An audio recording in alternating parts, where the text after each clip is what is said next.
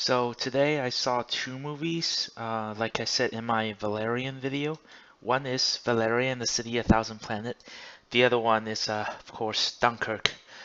Yesterday I made a video where are the characters for Nolan, where are Nolan's characters. In that video I said some part of me really hated Dunkirk. I don't think it's a well-made movie.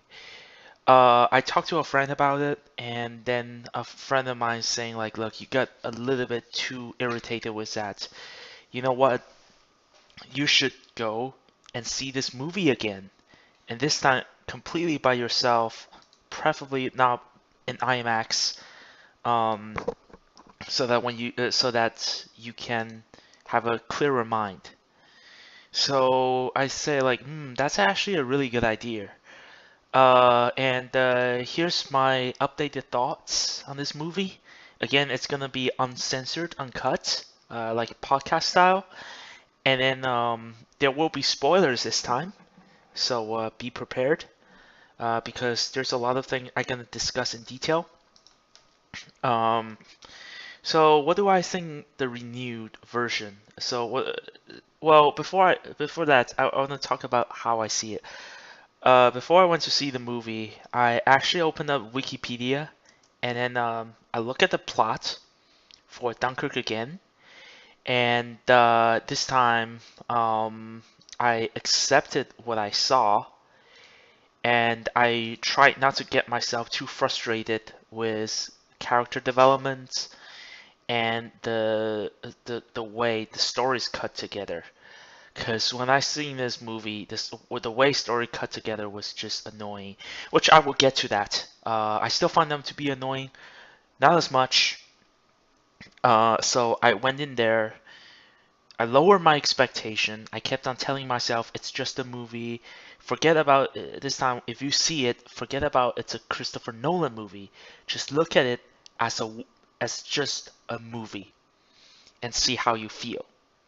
So I sat there and I start watching this movie, and then throughout the movie, it got better a little bit, but not by much. I'll leave it like that. Something improved and something didn't improve. So first thing that I had problem with was the characters. I think I said enough in my video about problems with Christopher Nolan's character in general. There's nothing else I can add, but actually there is something I add. I'm not gonna add too much. 90% of the dialogue in this movie are exposition, which is happens a lot in Nolan's movie. I read in one of the review somebody said in Nolan movie the plot got so creative and so unnecessarily convoluted that people has to do a lot of exposition. That especially happens in Inception and also in Interstellar. Um, I think that's one of the reasons why it's hindered uh, the the movie a little bit. The Kenneth Broadway character is a sea commander, and then he said the word you can practically see home. I felt like that was a little bit over the top. And if not enough, there was another soldier repeat exactly the same line he said. And then Kenneth Broderick literally said like, yes, yes, I know. I said it just, just to express myself. I almost laughed. It was like, really? Like, when you wrote the script, you know it? Um, and yeah, the script, but I'll talk about the script a little bit later. For now, yes, character. Uh, which second thing is the acting. Actually, the acting was mostly good. I like Cillian Murphy. He is one of the best. All the other characters, I don't know. They're just not a very. They're just like I just don't really care, especially with Tom Hardy's character, the three pilots. All they does was just look outside the window and then speak to the phone Most of the time when they get shot, they don't see any signs of being scared, apart from that one soldier that's crashed into the sea, and there was a really intense moment. And that was the problem with me. Like the movie is just filled with moments. There was story. So what the hell? I might as well just talk about the story, the way the script is written. First time I saw this movie, first time seen it, I really hated how the story was cut. I know what he was trying to do, but it's very unnecessary non-linear style. Some people say, friends of mine were asking me, I don't know why you're bothered by non-linear plotline. I said I wasn't. Pulp Fiction did that immaculately, but if you pay attention to Pulp Fiction, you realize there was three stories, and each story were interconnected with one another. And when Quentin Tarantino tells that story, his focus is on that story. He did that a lot, especially with Inglourious Bastard and Kill Bill. I don't have any problem with that. In fact, I thought the way he told the story was really, really good because all these stories have their own little theme. But but as in the end, they build up together. Christopher Nolan in this film tried way too hard to do this. I say try way too hard, it's because he literally did.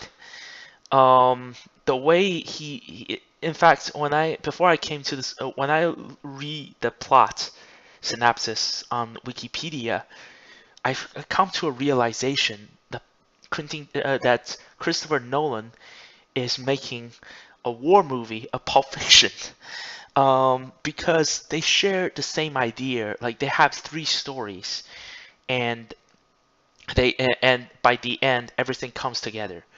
But in my opinion, this is very, very poorly done for two reasons. Firstly, the length of each story is vastly different. In the beginning of the title, we see one, the mole, 1 week; two, the sea, 1 day; three, the air, 1 hour. So basically, the way I can make it is this: each story each story has their own time length. The mole has the longest timeline. The sea has the second shortest, and the air has the most shortest timeline.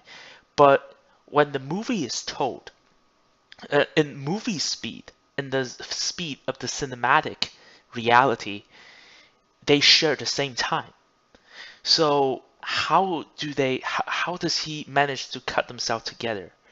He can't tell the story like the way Pulp Fiction does because it wouldn't make any sense. Because when you see the mole, it's gonna be 1 week. It's gonna be 1 week, and then when you see the sea, it's like, wait a minute, why is that shorter? And when you see the air, it's like, wait a minute, why is it just an hour? So I really don't like the way it was done. And the second problem is day and night shift. Sometimes when I see the first time when I see the film, I was massively confused of why sometimes it's a day and sometimes it's at night. And then when I see the film back, I kind of realized which part is where. It's made more clearer to me. But it just irritates me. Like sometimes you see day and night constantly shift. It's annoying. I understand why, but to me it's annoying. Thirdly, I think it is very unnecessary the way he did it, and it frankly interrupts any of the suspense. Some people may say like, "Oh, it's gonna be surprising." Let me tell you this. In one of the parts during the air story, we see a boat sank, and that boat was the same boat that the soldier hid in the mole story. And to be more precise, the soldier sees that boat, and then 2 minutes later there was a time skip, and then in the air story we see that exact boat sank. So I can tell that this story happens the moment the story in the air happens. It's it's happened quicker than the story happened in the mole. But it's ruined any suspense in the mole story because we already know the ship is gonna sink, and we already know these soldiers jump out of the boat. So I don't see it, so it's released any tension. So by the time when the mole story happens, it lost any sense of suspense because I can literally see those soldiers, the exact same main protagonist, jump out of the boat. So knowing that already happened, I don't really care about what happens in that movie, in that story. So that's the problem with the time skip. I feel like the movie could be better. I wouldn't complain that much if the mode, the sea, and the air happens at the same time. And it's not impossible to do that because the sea said 1 day, but when the old guy driving the boat, he's at the beginning he said we'll be back in an hour, and then when the air pop out it says 1 hour. So I was like, okay, shouldn't their timeline at least match? And also, speaking of the time skip problems, there's a lot of time skip problem. A friend of mine was asking, well, you really like Dark Knight Rises. There was a problem with the time skip, right? I was like, yes, there is. But chronologically, first of all, chronologically, it makes sense because there is a couple month happens, and then because during a couple months happened, there was a siege. So they couldn't show you every single detail in those period. So that time skip is okay. And then when that time skip happened, it makes sense. A couple scenes ago, wasn't snowing, and after a couple scenes, it began to snow. So there's a clear progression of time. Here, I understand why they do the time skip, but the way they have to cut the story is so drastic. Like each story has their time frame, and time skips is inevitable. And sometimes you see like, isn't that airplane was there? And then like, wait a minute, wasn't how has it come to there? It just disrupts the story narratively. Um, and something about the story, I think what he was doing is try to make story look complicated. Because if you look at the plots, if you boil down, look at the plot of each story, it's extremely straightforward, especially the air. Frankly, there's no story at all. It's the air is just one action sequence. The sea story was well, since we're getting into the story part, I might as well just say it. Say it in order. Let's start with the mole. The part with the mole is somewhat something that's got somewhat better because when I first saw the movie, I almost couldn't make up anything they said. And when they realized the French soldier wasn't their buddy, which I still have problem with that. When Harry Steinfeld, what's his name? Harry Styles' character first see that French soldier, they didn't say a word. I thought they were friends, they know each other. And then onto the ship, did they know friends? Uh, no, they are completely strangers. So I was like, shouldn't they at least have one word or two? It's like thank you or no thank you. I understand it's a war and everyone is tense, but basic human communication should be there, right? I don't know, like the fact he doesn't know his French, it's just bothering me. It's just, I don't know, it's just lazy writing or something. Um, and the fact they realized he was French, I was like, duh. I don't think he's German because why would he run in? Why would he? I don't. Okay, I just the way he looks, he doesn't look German. He looks French to me. So it's like, yeah, it's not really a surprise. And people were really pissed with him being a French. They call him a coward. That's something else I want to address because in the beginning of the movie, the soldier were like, no, English soldier only, English soldier only. And then literally 5 minutes later, Kenneth Broderick received a message from Churchill. It's like everyone retreats. So, I don't know. It's like 5 minutes later, even though they don't have any communication. In fact, I think they do. That the two soldiers that were hiding under there and listen to Kenneth Broderick character speak.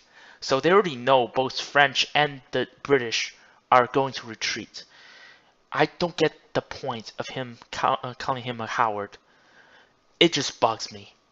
Um, the sea story part, it was the worst written story in a war movie that I have ever seen. It was really poorly executed.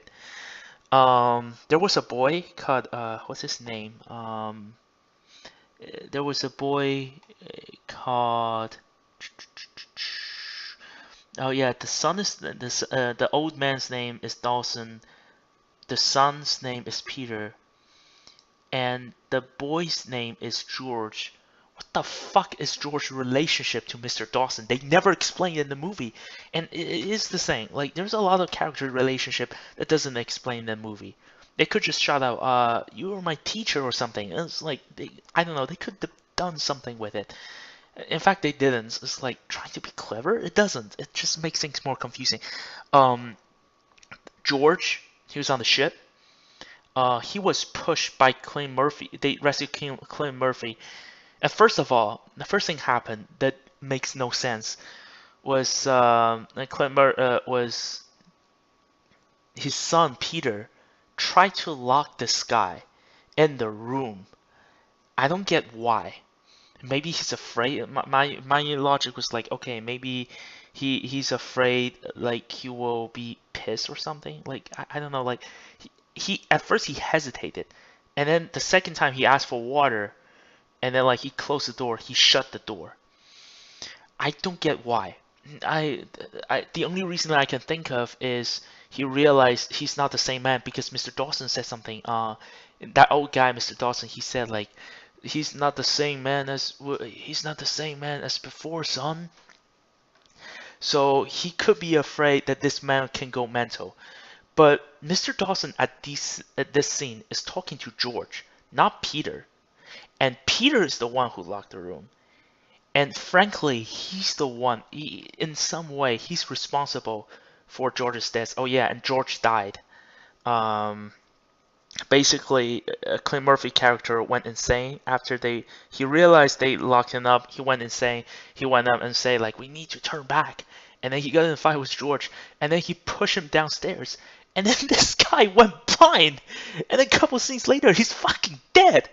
And then like Peter's reaction was just classic. It's like, oh, he's dead. Well, just take care of him. And at the end of the movie, they made him a war hero.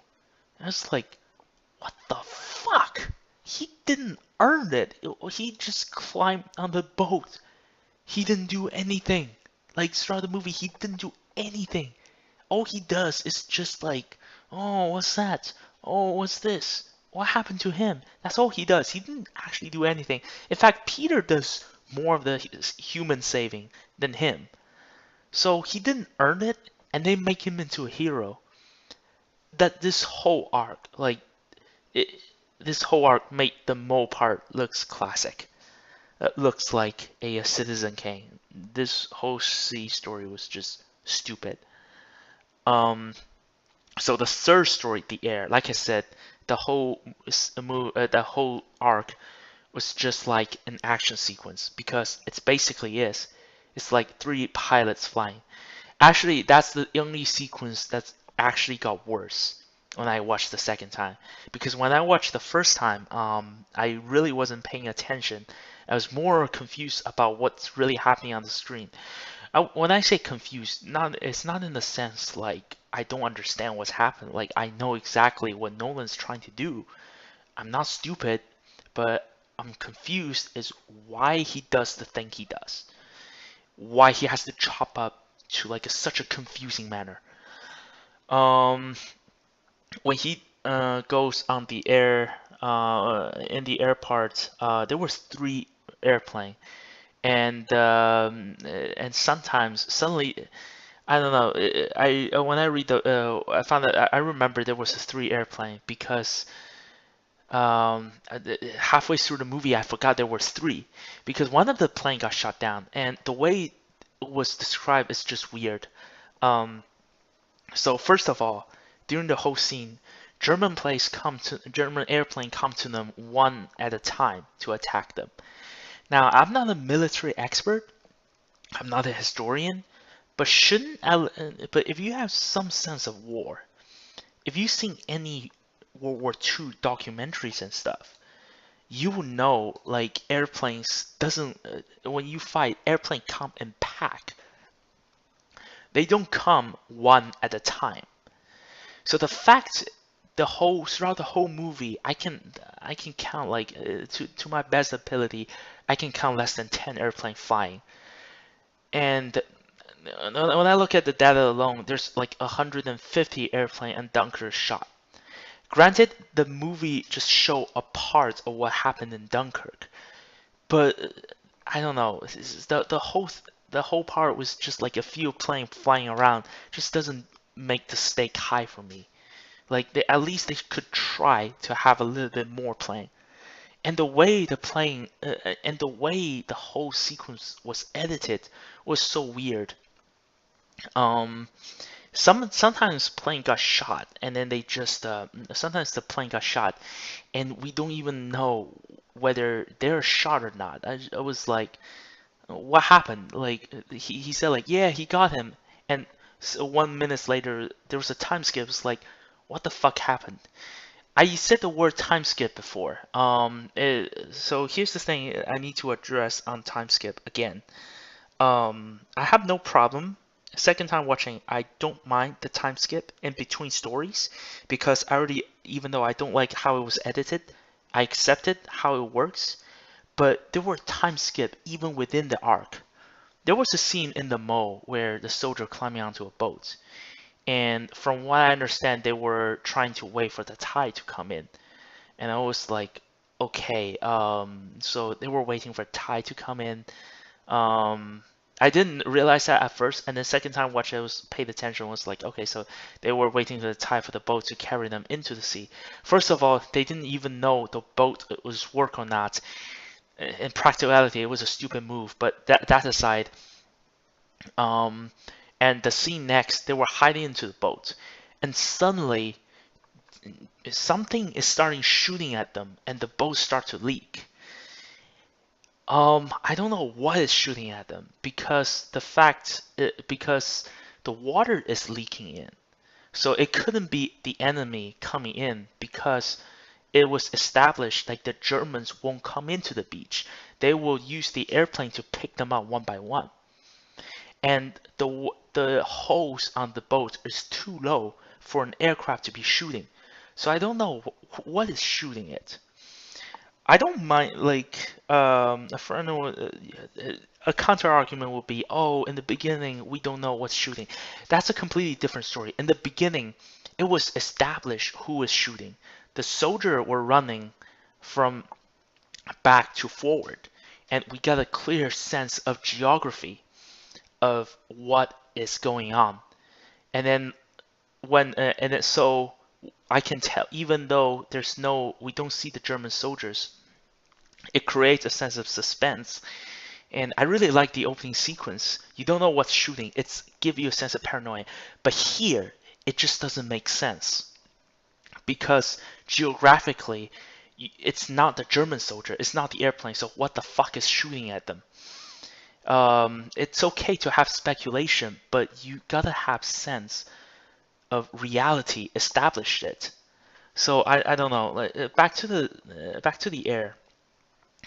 In the air story, you see, some the at first I thought, oh, it was just pilot chaotic because sometimes when you're driving driving an airplane, like you can't see what everything happens. So okay, it might be his perspective. But truth be told, the story is told from the two pilots' perspective. So at least one of them should see an airplane going down. And it's not like that it doesn't happen. In the beginning, when they shot an airplane, we do see the airplane going down. So, so I just cannot forgive the fact, like they say, like, oh, I got them, and then we see the German airplane go smoke, and then 2 seconds later, it just disappeared. We don't see them land on water. We don't see them anything. All we see is a smoke, and boom, that means they're dead. That doesn't necessarily mean that, does it? Like sometimes, like I know common sense dictates, like sometimes even though like you see smoke coming out, it doesn't mean the plane has to go down. And then second, to make things worse, 2 seconds later, there's another airplane coming back, and the whole and throughout the air story, it's just repetitive. We see smoke and an airplane another airplane coming from behind. We see smoke and then another airplane coming behind, and then the soldier is checking his fuel. That's the air story, the air arc. It's just so mind-numbingly repetitive. And that's another thing I have with this movie, repetitiveness. Basically throughout the mall on the island is just people seeing things and then getting scared, and then boom, explosion happens. It in fact there was a sequence where the main characters get on the boat, and then you hear torpedoes or like airplanes, and then like the ships goes down. Two ships goes down in almost exactly the same way. Well, not exactly. It's like one bomb and the other is torpedo, but I would count it as the same way. It goes exactly the same way, and I was like, don't I see the same thing before? Um, in fact, yes, I do see the same thing before. It wouldn't be that of a problem if, like I said, when I go back, if we have character development. I just watched Gladiator on Blu-ray DVD, and that was an amazing movie. I'm not gonna comment on this movie. Maybe I'll do it later. I think it's one of the best war movies ever made. Uh, Russell Crowe's character Maximus was captured by slave. Throughout the movie, he didn't. And there was a part of the movie he didn't say a word, but his actions showed he has leadership, camaraderie. So from the beginning, the inmates were looking down at him funny, and there was a lot of fights. But all these fights, he is building friendship among these prisoners, and he didn't say anything. He didn't do much, and then it progresses, and then like it comes from a little village, from a little small gladiator field. From the first fight, he was just fighting against a bunch of people to survive. Second fight, he becomes a star in that small gladiator field, and then he attracted a couple of people's attention, and then his personality grew a little bit bolder. He said, "Am I entertaining? Am I not entertaining? Am I not entertaining?" He spoke to a bunch of nobility, and then the third fight in the Colosseum. At this point, he began to talk down an emperor, and when he took off his helmet, he said the famous line, "My name is Maximus," blah blah blah blah blah, blah. And I was like, yes. Why am I saying this? It's because this is what a character progression is. The Gladiator, this movie, when Ridley Scott made this movie, it could be easily made in the same way Dunkirk is made. If it's up to Christopher Nolan, I'm pretty sure the way this movie made is first thing he will fight against a bunch of gladiator. Second time he will fight another bunch of gladiator. Third time he will fight a bigger gladiator battle. It could be just about battle. In fact, Dunkirk is basically, imagine you see Gladiator. There's no character dialogue. You don't see Joaquin Phoenix's character. You don't see Colin Nelson's character. You just see Russell Crowe killing people for like an hour and a half. That's what Dunkirk lacks. Dunkirk lacks Russell Crowe's character, the character that makes you feel like he earned the respect. In this whole sequence I described, he earned the respect from his men. But in this, in Dunkirk, none of the character earned the sympathy that we deserve. They did nothing that Russell Crowe did in The Gladiator. So what was the appeal of Dunkirk? Like I said, I don't like it for the reasons I gave. And yeah, some people say, I asked some people, they say, excuse me, they say like, oh, because the scene is gripping. Yeah, I'll give them that. There were some sequences that are really, really well done. I give them credit for, I'll give credits where it's credit due, but those are sequences. And then some people say like, oh, there was actually a very interesting story. I bet the script was very complicated. I'm opening up the Wikipedia page right now. Do you know how many paragraphs it takes to describe each story arc? 2. Just open up your Wikipedia page and look at the story. Only 2 paragraphs to describe each story. Doesn't that tell you anything? Usually in the Wikipedia page, this movie description, it at least take 4 or 5 paragraphs to describe a movie plot. But here it just takes so many. But here it just takes 2 paragraphs at most to describe a story. What does that tell you? It tells you that if we put this movie in the right order, the story is excruciatingly simple. But Christopher Nolan used some editing trick to make the story look more complicated than it is. I use the word trick because I think this is his way of overcomplicating and somewhat being a self-indulgence way, almost a self-indulgence way. People may say, oh, in the past it worked. Yes, it worked for Memento especially, because the way it was edited, the way it was told non-linear, it's because it fits with the character. The character has amnesia. He doesn't remember shit. He doesn't remember things happen in 2 minutes. Question the logic or not, it makes sense, at least in the cinematic languages. And the way things chopped up and edited, it make logical sense. It started with, you can see a clear pattern. And by the end, at least the first time viewing it, I was really intrigued because it makes sense, and by the end of the film, I understand it.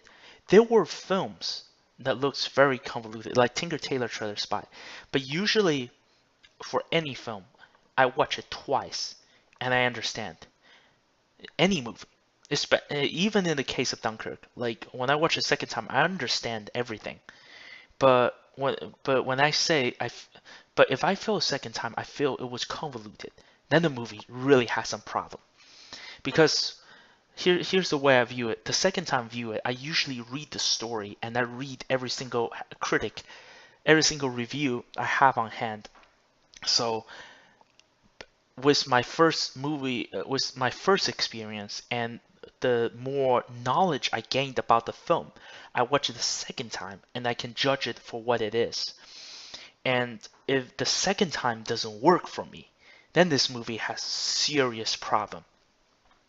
So for those who say this movie story is complicated, I suggest them look at the Wikipedia page and look at how simple the story actually is. Because the story is actually very simple. Now, I said this for like half an hour already. I actually have more things to complain.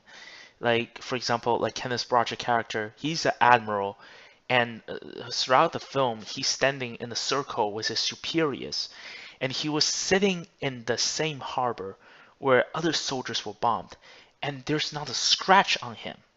He always looked like perfectly harmless. It's like, shouldn't logically, like, like if you have a bunch of soldiers and you have 1 or 2 generals standing in the front, shouldn't that make an easier target? Shouldn't he at least get hurt? There was a lot of minor gripes I had on that. So, but I cannot describe everything right now, because if I describe every single problem I have with this movie, it will be forever. So I want to make it a constructive criticism, because just because I sit here and complain every single problem I have this movie, I think it's not gonna be fair for the movie for the filmmakers, because like whether I like it or not, I do realize this movie takes a long time to make. And Christopher Nolan, regardless of what I think about his movie, at the very least, I have to admit he is very dedicated to what he does. He believes in what he does. So I think he deserves at least at least some kind of constructive criticism. And what I meant by in fact, I just look at him. It took him like 3 or 4 years to develop this movie. So yeah, so he is. So this movie takes longer time to develop than all these Marvel movies. So I admire his efforts. So what I mean by constructive criticism, well, I'm gonna suggest several ways I think it can boost this movie up to at least a 9 out of 10 on my scale. Number one, focus the character on Harry Styles. Focus on Harry Styles' character Alex, because he actually had more screen time than any other characters in the film. What I meant by that is the film could have taken at least 5 minutes in the beginning, give us some background, or throughout the film, give us at least like every now and then give us like 2 or 3 minutes of character development, because throughout the film he doesn't spoke a word. In fact, most of the scenes he looks almost exactly the same as other soldiers that there were sometimes I couldn't tell where is he, because he doesn't have any personality. He stands out. All he does is acting really really bland.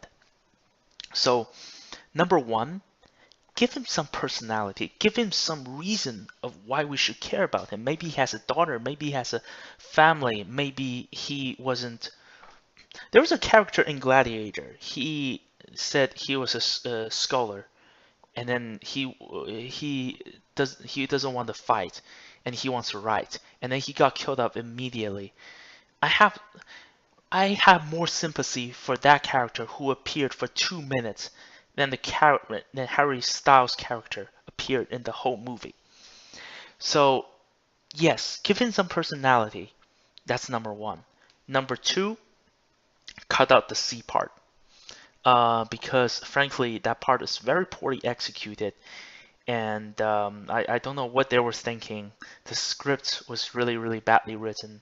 It's almost become, at times, it's almost become a comedy. So cut out that part. That's number two. Number three, you can keep the air part, but make it the same timeline as the mole part, because the mole part is like a week long, which I think the mole lasted for like 2 days or one day. I don't know. Like the way, like I said, the way the film edited, I couldn't even tell like however time has passed. It's just bothering me. Um, because what I think what they can do is they can make the film the reality time of the film. The cinematic time can still be an hour and a half, but the reality time could be like, let's say, 2 hours in the battle, like the battle for like 12 hours. So make that happen simultaneous so that we can have a clear idea of the passage of time. And yeah, and number three, please put some more airplanes. At least even for showcases, just put some more airplanes on, and that can like at least show that there is a skill in the war. Now I really don't like this movie, not because it's a Nolan film, not because it's overly convoluted, but because Nolan didn't do the simple thing right. When you're writing an essay in high school, you need to know where, when, and what. Frankly, where and when is the constant question I'm asking throughout the entire movie. I've seen it twice. The second time, I have a basic idea where it went, but the way they did it was so messed up. It's boggle. It's just irritates me. Um, uh, so yeah, this movie, in my opinion, is not good. It's not good. To summarize it in one sentence, imagine if you play a Battlefield 1, the Conquest mode. You don't have a gun, and all you hear was the little tick, tick, tick, tick, tick sound when you are trying to capture a flag. That's basically the entire movie. I'm not even joking. Like throughout the film, when I watching it, I was like, that reminds me of Battlefield 1 Conquest mode. And when I play Battlefield 1 Conquest mode when I get back home, I couldn't play it because all I can see was Dunkirk. That's the best way I can put it. So with that having said, and also I understand why people like it because it is unique. But to quote South Park, just because it's overcomplicated, just because it's unique, doesn't mean it's actually smart. So how would I rate this movie? Well, last time I give it a 6.5 out of 10. At this point, I was not as annoyed as I used to be, and I do admire some technique aspect. I will boost this movie up to a 7 out of a 10. But that's the highest I can possibly go. I've seen it twice already. Second time, I still don't like it. Thank God it doesn't get worse. But at the very least, I know why people liked it. I know why you would like it, but I would never like this movie. Not in a million years, because I give it the best try. I try to understand the movie to the best of my ability, and the results I'm seeing is just unnecessarily chaotic. Some people might say like, oh, like like Mad Max has a we don't like Mad Max because it's chaotic and it has a really simple story. I guess Mad Max have shorter script than this. I'm I don't know. Like, have anyone read a script? Script is not just dialogue. It's how the scenes were constructed. And Max has a lot of great scene construction. So it's not fair to compare like that. In the end, I think I'm a very minority on this one.